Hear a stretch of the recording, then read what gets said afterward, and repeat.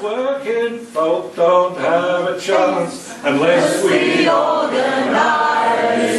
Which side are you on? Which side are you on? Which side are you on? Tell me, which side are you on? Hello everybody, we'd like to take your seats. We're going to start proceedings right now. Well, I'd like to welcome our comrades for today's Politics in the Pub, the Blue Mountains Junior Council. I'm Kerry Cooke, I'm the President. And I'd also like to thank our speakers today, Doug, John and Amanda. And I will hand over the proceedings to Trish, who's going to chair it. Thank you.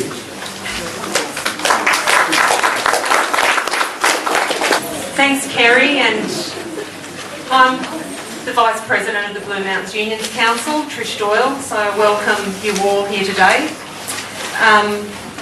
We hold Politics in the Pub forums on a fairly regular basis, and we encourage you today to not only buy some raffle tickets to support events like this happening, but also come along to some of our meetings and make suggestions about future topics that we could hold.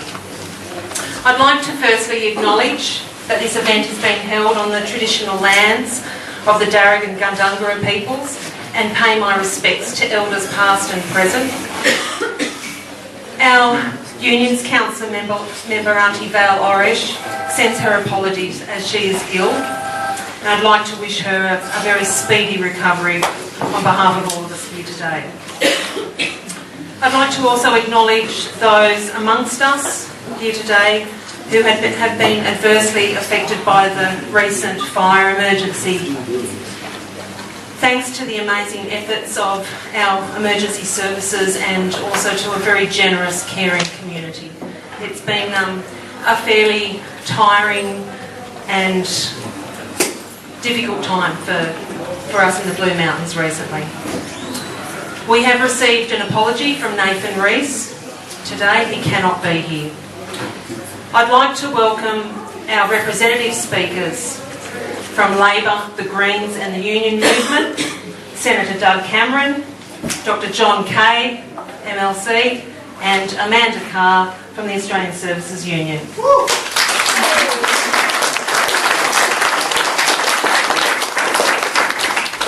I'd like to also acknowledge the presence here today of Helen Westwood, Member of the Legislative Council in New South Wales, and Councillor Don McGregor.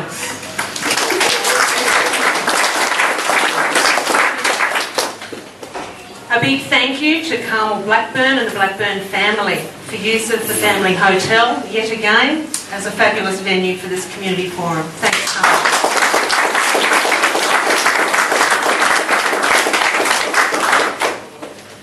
Before I introduce our three speakers, I'll propose some questions and ideas relative to our topic, what's left? I'm sure many of you, as I have, been pondering that question. What does left mean? Who is left? What's left for all of us to say and do now that we have conservative state and federal governments and a hostile mainstream media? Simplistically, when most of us deconstruct what it is to be left, or define left, we will refer to a broad political spectrum and position ourselves somewhere left of centre as the progressive side of that pendulum. Of course, nothing is simple, nor any of us. We are complex creatures. Our lives, our actions, our ability to articulate what we are and why will differ. This will be based on our ideologies, our histories, connections, our commitment to social, environmental, economic issues, our priorities as workers, as unionists, as members of families and communities, as active members of political parties, or our absence from that. What are we fighting for? What future do we envisage for future generations? What are we passionate about?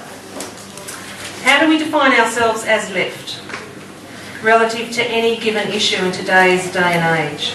Be it human rights of asylum seekers, environmental conservation, the rights and entitlements of workers, the predicament of people needing to be housed, to be educated and access health services, pushing for marriage equality or women's reproductive rights.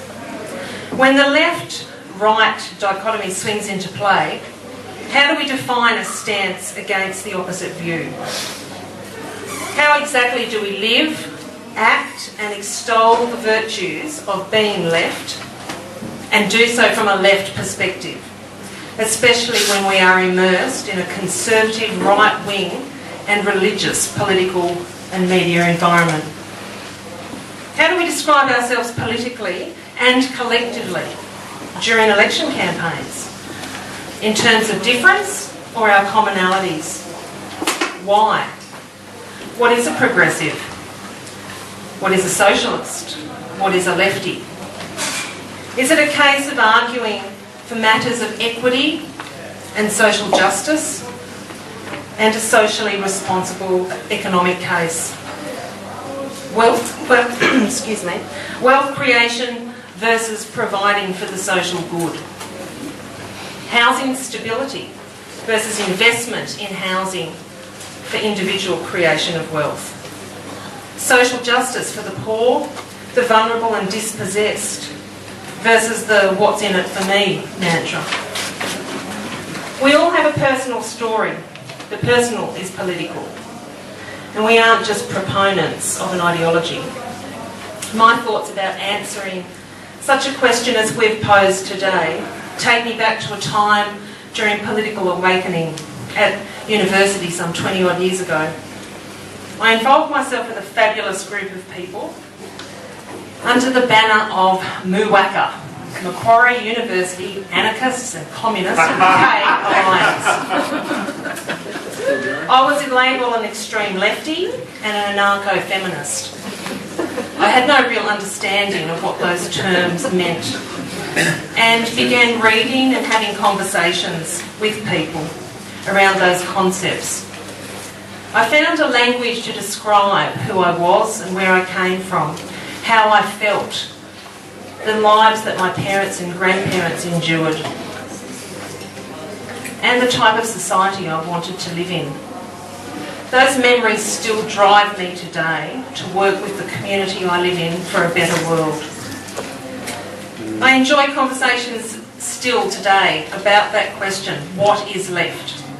Ask 10 people what's left, and I guarantee you'll receive 10 different answers. 11. I trust that the address by our speakers to us all here today, our questions and their answers, will engender a useful and heartening discussion. I also encourage us at this point in time to find our commonalities. We have a battle ahead of us for a fairer and more equitable society. On so many levels, we desperately need to find our commonalities, more so than ever before. It is critical for our fragile environment and for the progress of humanity, both here and internationally. There is no fair future in the hands of the Murdochs, the Abbotts, Niles, Reinhardts and Palmer worldviews. The governance of parliaments and councils, the coordination and cooperation of interest groups, organisations and communities will depend on the left articulating who we are, what we stand for, what it is we believe is necessary for a good society with decency and dignity and equity at its very core. Our speakers today are Senator Doug Cameron of the Australian Labor Party's Socialist Left, Dr John Kay of the Greens in New South Wales Parliament's Legislative Council, and Amanda Carr of the Australian Services Union, and she's a local worker in our community's disability sector. Let's now hear what John, Amanda and Doug have to say, or take questions and comments after they have all spoken. John, you're up first.